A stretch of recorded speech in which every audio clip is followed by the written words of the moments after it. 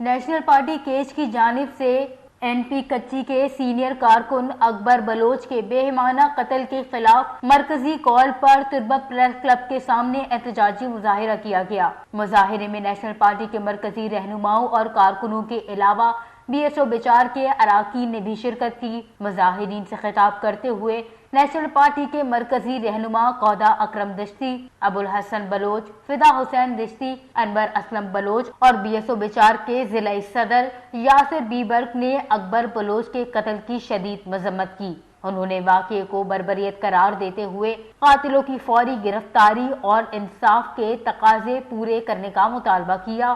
انہوں نے کہا کہ اکبر بلوچ کی شہادت صرف ایک فرد کا نقصان نہیں بلکہ پوری تنظیم اور عوام کا نقصان ہے۔ ایسے مظالم ناقابل قبول ہیں۔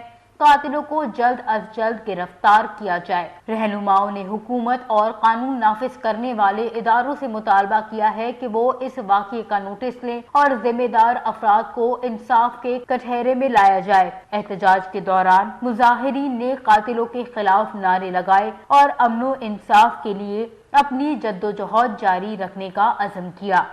وش نیوز، کیچ، بلوچستان۔